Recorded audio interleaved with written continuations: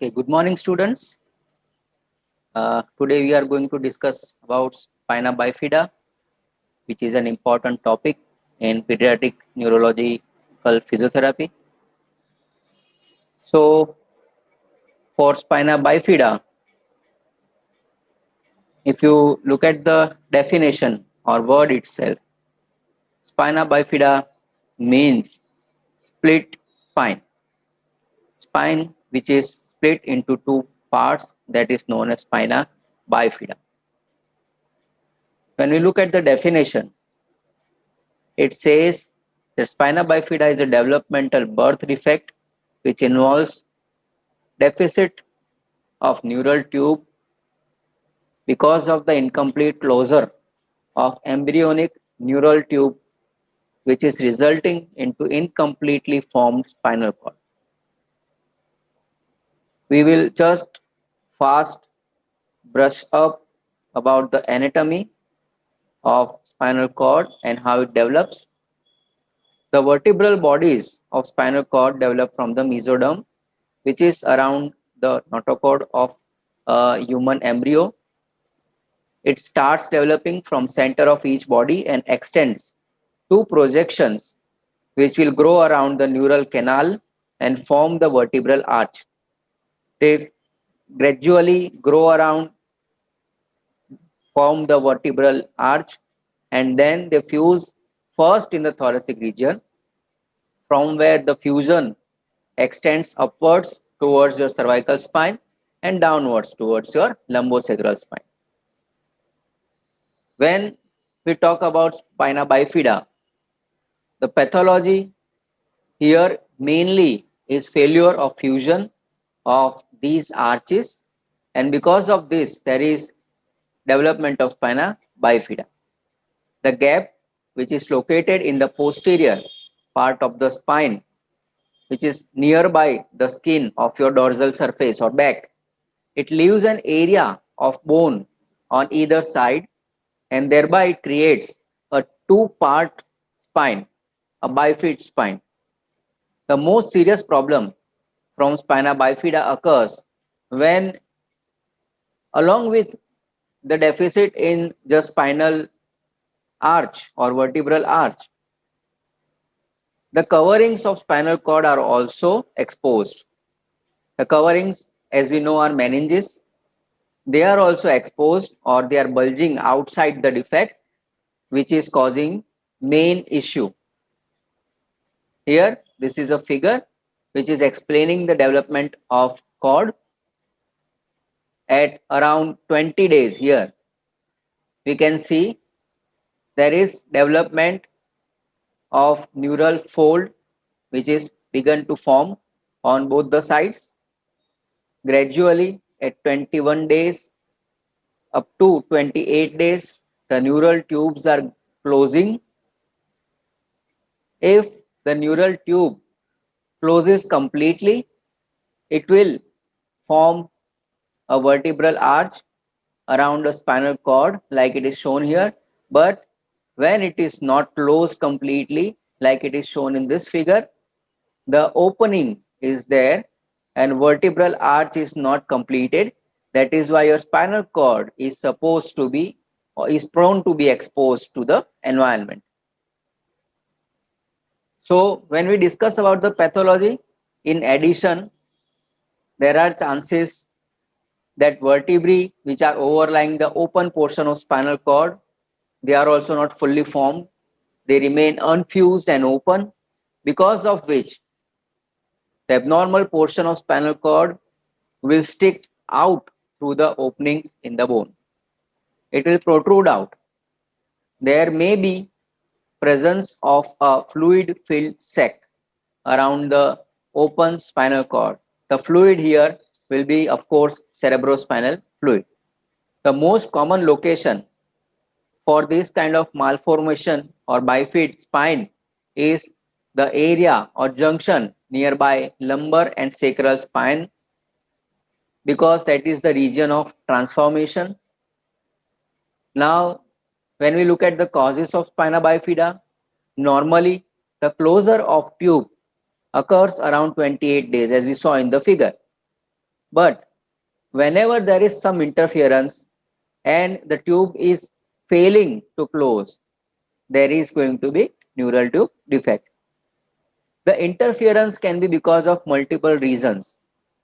There are various researches which have proposed variety of theories, various theories where different factors in unison or in a combination are proposed to have effect on this closure of neural tube.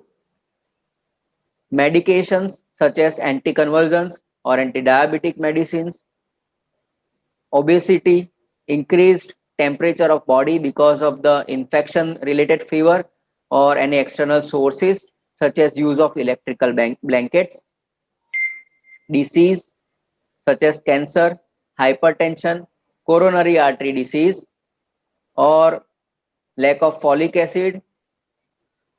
There are also theories which are proposing role of genetics. So all these are the factors which may cause defect in the neural tube closure. They are all proposed factors. They may not be working in each and every case. Individual case will be having individual predilecting factor. Now we look at the type of spina bifida. There are two main types. First is spina bifida occulta. Second is spina bifida aperta. Occulta, or the word which is origined from occult. Occult is hidden. It is something which is in dark. So when we look at the meaning of the word itself, we can say the spina bifida occulta will mean that the spinal cord is hidden, it is covered, it is not open to the environment. And in the second type, when we look at the aperta, we know aperture. Aperture is a word. Aperture is opening. So whenever we talk about spina bifida aperta, we know we are dealing with a case or condition where the spinal cord is opened to the external surface, external environment because of presence of an aperture or opening. Now in spina bifida aperta, when there is spinal cord is being exposed to the external environment, there can be two different scenarios. Because of the opening, we know first there are outer coverings around the spinal cord, which are known as meninges.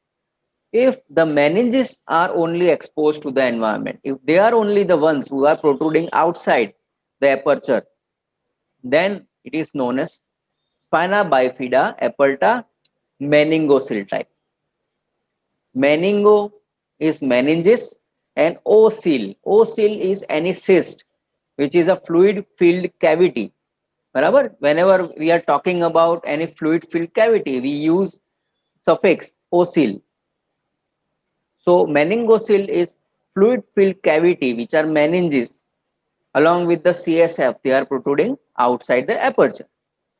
Second type is myelomeningocele. Now we know meningocele is meninges with fluid filled sac, and myelo means your spinal cord.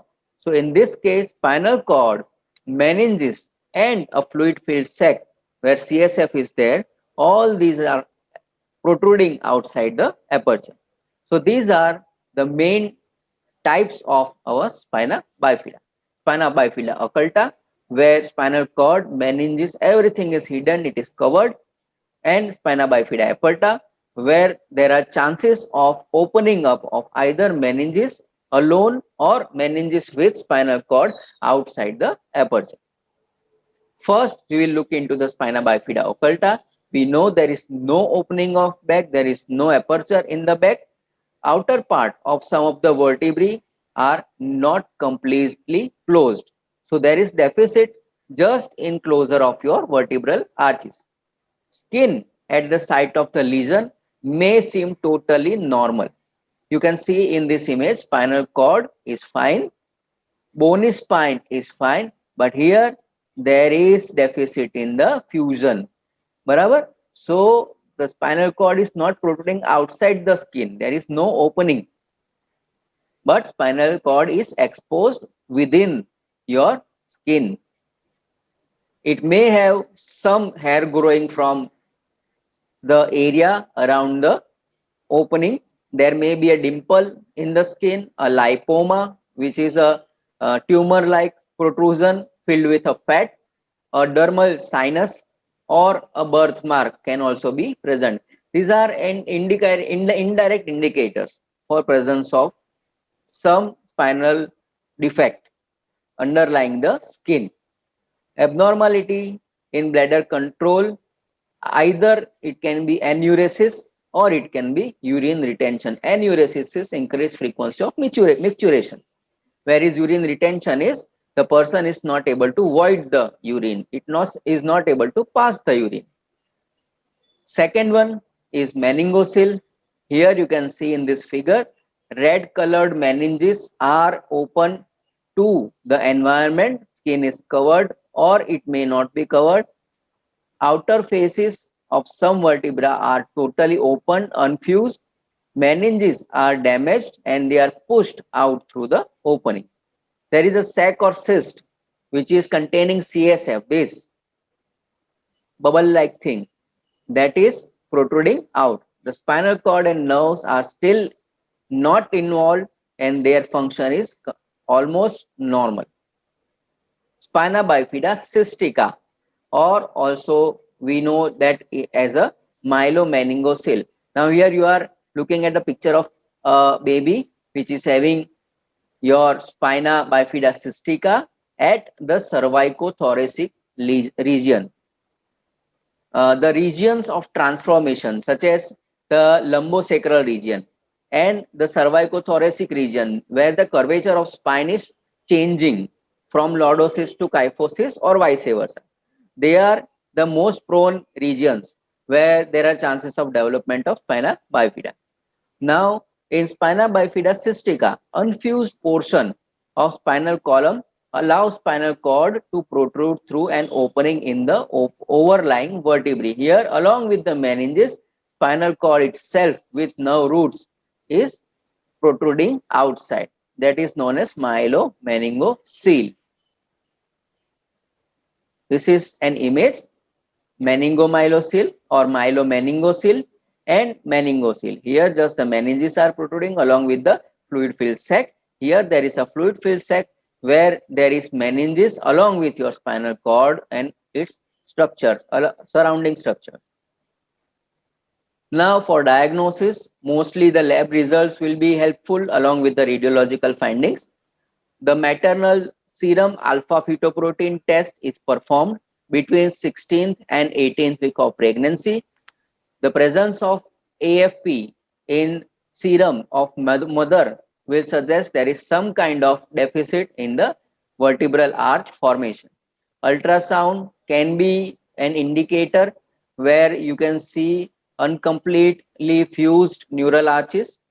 Amniocentesis can also be helpful. Amniocentesis is the puncture is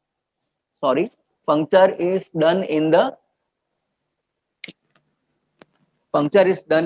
uterus, and the person looks for presence of alpha fetoprotein in CSF or CSF in the uterine fluid. Then maternal folic acid, it can be prevented if women of childbearing age consumes 0.4 milligram of folic acid every day. When then that is why it is a routine protocol to provide a pregnant lady with folic acid, and the person or mother should be taking it throughout the first trimester. Now clinical features associated with the presence of affection of spinal cord or meninges. Muscle paralysis will be seen, or there can be presence of just weakness. Most common area is lumbosacral region, and that is why lower limbs are more affected as compared to upper limb. Lumbar areas, if are affected because of the spina bifida, then muscles of hip, leg, knee and foot are going to be paralyzed or weak. If sacral area only is affected, then there are chances of lower extremity muscles of feet which are going to be more affected, and along with the bowel and bladder movement which are going to be affected because of the paralysis of muscles. There will be sensory issue leading to absence or altered skin sensations. Upper motor neuron kind of damage can be seen where there will be spastic paraplegia. If cauda equina only is affected, then there will be lower motor neuron kind of picture. So it will be flaccid paralysis. Rectal and or bladder incontinence can be seen. There are chances of associated hydrocephalus, which is a common occurrence along with the spina bifida. Hydrocephalus and spina bifida usually occur together because there is going to be flow disturbance in CSF circulation. Then there are chances of mental retardation because of the nutritive factors which are which have already led to the spina bifida along with the CSF circulation disturbance. Management in terms of medical portion, supplementation of mother's diet with folate as a preventive measure is needed. Surgically, when the child is born as soon as possible, if there is an open defect, the child is once the child is stable physiologically, it is operated and the opening is closed. Team management is required, such as orthopedic surgeon, neurosurgeons and urologists. They will all deal with the relevant portion of body. For urinary issues, the child can be catheterized. We can take help of variety of braces, crutches, walkers or wheelchairs, which are your assistive devices or walking aids and mobility aids according to the level of spinal cord affection and level of paralysis of the muscles. Then assessment in terms of physiotherapy part will require evaluation of posture and movement. We should follow the normal developmental pattern as we are usually going to deal with younger children. Then we have to focus on the area of anesthesia and reactions of baby or child to the assessment are must to be observed, because whenever you are assessing a child, you are presenting the child with certain kind of stimulus, and in response to that stimulus how the child is reacting, it will indicate the level of motor sensory function as well as mental function. So you have to be observant while assessing a child. These are some of the techniques for hip flexion. Bend the leg towards the belly for hip extension. These are the assessing the movement of legs. You need to just assist. You need to observe how the child is performing in that particular movement. Is the child initiating or not? Is the child sustaining the or not? If the child is not initiating, you just put the limb in a particular position and see that if child is trying or making effort to maintain that position or not. Then for sensations, usually we try to pinch or prick and see for the crying or unpleasant response. The child may withdraw the leg or extremity, and that is how we interpret in a younger child. Then if there is presence of contracture or tightness of the hip, the child's position will indicate itself. The child's leg will not be able to lie flat on the floor. So these are the ways how we usually assess lower age children, smaller or younger kids, using variety of observational techniques or indirect assessment techniques of motor and sensory evaluation. For physiotherapy intervention, for lack of movement or abnormal movement patterns, we use stimulation, sensory, as well as motor techniques. Then we have to focus on the normal sequence of movement such as rolling, sitting, crawling, standing. We can take help of use of orthosis for support whenever it is required. For mobility in a slightly higher age children such as 4 or 5 years child is there, either pre-operatively or post-operatively, we can take help of mobility aids such as wheelchair, tricycle or any other a device such as a simple walker or cane if the child is able to walk with assistance. We need to focus on prevention, on correction of the deformities. We have to teach the parents correct positioning. We have to teach the parents that how to perform passive movements and gentle stretching passively. If there is presence of associated deformities such as CTEV, we can provide specially modified shoes or footwear for anesthesia or sensory affection. We have to focus on prevention aspect, which are preventing the child from secondary injuries or damages to the skin with affected sensations. Then we have to also focus on psychological issues of child as well as parent. We need to understand how the disability is affecting a child in a younger age, or a parent and family, because that child is affected or it is not able to do certain activities such as a normal child is able to do. Then for functional activities, eating, combing, wearing clothes, school activity, toileting, self-care, as usually there is no lesser chance that the child is mentally retarded along with the spina bifida. There are cases, but there are lesser cases. So we expect the child with spina bifida to have a normal intellect, and that is why we have to focus in psychological as well as educational areas. We have to make the child independent in future. That is why education has to be a part of his life. Routine education has to be included. Then care for spina bifida. There is a need of a team, including a variety of specialists, and the goal of that team's work is to create a lifestyle for the child and family, so that the disability of child is interfering as less or as little as possible, and the child is able to perform normal everyday activities in usual manner. Short term goal for our physiotherapy will be proper positioning, prevention of complications such as bed sores, contractures, tightness.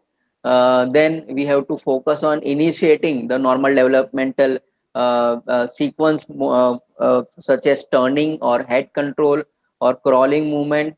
Then we have to develop awareness of a child regarding the environment, because without getting a proper interest in surroundings, the child is not going to be motivated, because of the motor deficits having being affecting the child's movements.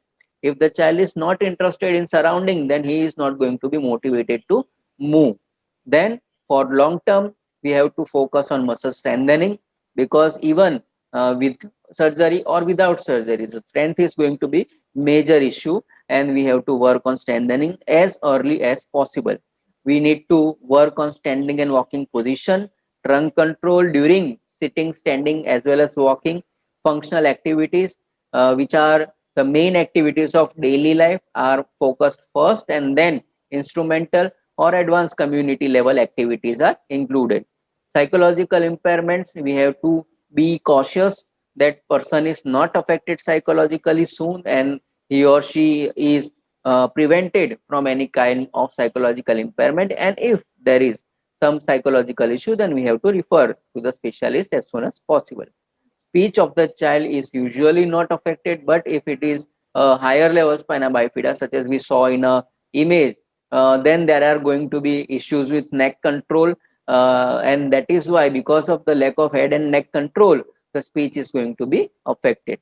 Also we have to develop interest in study, because in future education is going to help him more in being independent. Management during pre-ambulatory phase, when the child is not able to walk. Stage 1, before the closure of defect, when the child is not operated, we have to prevent deformity, maintain range of motion through exercises, either passive, active, assisted, or we can help the child by positioning in variety of positions, so that we can prevent deformity and tightness. We can give soft tissue stretching, and we have to avoid contamination of sac which is open and unoperated still. If there is infection, that is going to get complicated. During the stage 2 after surgery, during the phase when the child is still in hospital, immediately post operatively, we have to work on maintenance of range and prevention of contracture. We have to teach handling of the child with care, where there is going to be lesser effect on the surgical repair which is being done, and we also need to work on maintenance and prevention aspects. But that is going to enhance bonding between the child and parent, which is necessary, because such children who are born with certain kind of deficits or disabilities, they are generally in hospitals during the early life cycle, and that is why there is not proper bonding between the parent and child, which lacks emotional attachment, and that is going to affect the child as well as parent in a long term. Now second is proper positioning. Here supine position is avoided as child is dominated primarily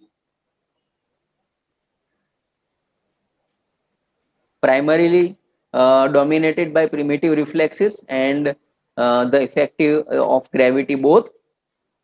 Prone position is frequently given, which prevents hip flexion contracture. In side lying, it allows the hand to come into midline, and also it encourages symmetrical posture.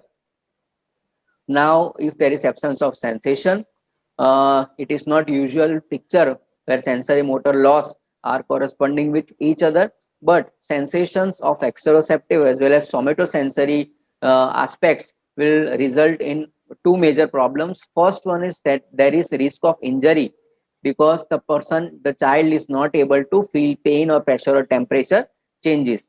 And second, because of the lack of information and feedback which are normally gained through sensations, the child is not going to have any kind of feedback or information, and that is why lack of feedback will lead to lack of movement motivation. So as an intervention, we have to provide the child with normal sensory experience as possible during the hospitalization. We can provide the child with various color and textured toys whenever it is available. We can provide musical mobiles or squeaky toys. We can work on prevention of development of pressure source using positioning and other techniques. We usually provide proper splints and orthoses which are filled with proper padding using foam material. We have to keep a tight schedule of skin inspection so that we can identify if there are changes in skin earlier. Then the child should be helped to play with the feet because there is no somatosensory feedback from the lower limbs. The poor circulation is also there in lower limb because the movement is not there and circulation is affected. There are chances of cold extremity development. So they need to be protected from excessive cold. Then attainment of good head control and trunk control is necessary so that for we can provide prone exercises, specifically prone on hands, prone on elbows with head control and reach outs. Then writing reactions need to be elicited in earlier age because they are going to be the basis upon which your balance and postural control is going to develop. Then during infant to toddler phase, when the child is still not able to ambulate or walk, we need to continue with the previous treatment as per the need, along with resting splints to prevent contractures and deformities. We can start working on development of sitting equilibrium reactions. We have to focus more on midline activities and upper extremity functions, and also induce early weight bearing activities. For high level lesions, we can use caster cart or prone scooter to help the child with head control which is affected. Then for improvement of sitting balance, we need to work on variety of positions and exercise. We have to work on change or transitions from one position to another, or from one place such as chair to bed or bed to wheelchair. We can try making him stand with the help of standing frame or other additional devices which will be uh, providing the child with an experience. And weight bearing, weight shiftings can be added if the child is able to maintain standing with or without support. Upper limb strength here is very important, and we need to focus on that, because in the later stages when the child becomes ambulatory, we have to use maximum upper limb while the child is walking with either rollator or walker. The lower limbs are weak and we have to depend upon the upper limbs. Then during the ambulatory phase, toddler through adolescent, we have to focus more on standing and walking equilibrium reactions, weight bearing activities. We have to make the child more active in these positions. Then we have to work towards permanent bracing, depending upon the level of lesion of the child. Because in the, for example, in lower lumbar or sacral level affections, just AFO may be required along with certain modifications if there is need. And in cervical or higher lumbar regions, there are going to be knee support which are going to be needed. So depending upon the level of lesion, we need to focus on orthosis support. For okay, that is an example. Parapodium is used for making the child stand while performing activities. These are two different kind of parapodiums: lightweight plastic and wooden, where the child is having experience in standing while using upper extremities for play activity. After, once the child is continuously able to stand or initiate swing by 4 or 5 years, we can help child walk using swing through gait with crutches. Then a swivel walker, such as seen in the image, can also be prescribed based upon the child's level of lesion and ability. Then that is an reciprocating gait orthosis here, this red one. That is a cable based mechanism where one limb goes into flexion, the other will automatically go into extension, which provides you a more normal walking experience as compared to your swivel walker. Then just as I said, for the lower lumbar or sacral level lesions, modified foot orthosis can be given based upon the need with proper support and padding. Then independent sitting balance with hands free is a prerequisite, because the child needs to learn how to wear and how to learn end of, that is how to wear and remove the orthosis. Then muscle strengthening for trunk, gluteus medius, gluteus maximus, and quadriceps, they are targeted because they are the main muscle groups which are going to be required. Enhancement of cognitive and psychosocial development is also included. That is must, because without cognitive and psychosocial development, the child is not going to respond appropriately to your exercise regimes. Age appropriate activities should be taught first. Bladder and bowel, they needs to be trained. Major role is of your medical portion and less of physiotherapy, but we can work on providing intermittent catheterization or providing with external collecting devices, so that UTI is avoided. Conservative methods for bladder training, that is external manual pressure to lower abdomen for emptying the bladder, because if bladder is not emptied regularly and fully, there are chances of infection. And intermittent catheterization, as I said, to empty the bladder. Bowel training is also gradually developed using proper diet, regular evacuation scheduling, and appropriate use of stool softeners which are available in medical stores. During stage 5 or primary school through adolescence, many adolescents need wheelchair for locomotion, because energy cost of walking gradually becomes high. The child develops in height and weight, and because the strength is not growing appropriately in lower limbs, the upper extremity and trunk has to work more and more. The child gets easily fatigued, and that increases your energy cost of walking. That is why the child prefers to ambulate through wheelchairs. Braces and orthosis are also required to be adjusted because the child is growing, and accordingly the modifications in such orthosis is required.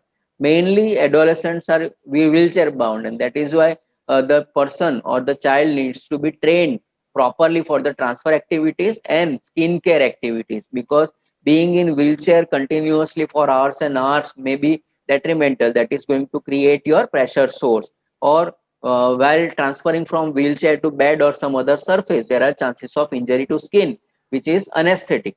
And that is why skin care is also a part of your training. Uh, Children with thoracic lesion rarely ambulate because their muscles are so weak or paralyzed, and the ability to ambulate is lesser in such children. Upper lumbar lesion children are usually household ambulators. They are not able to ambulate within community.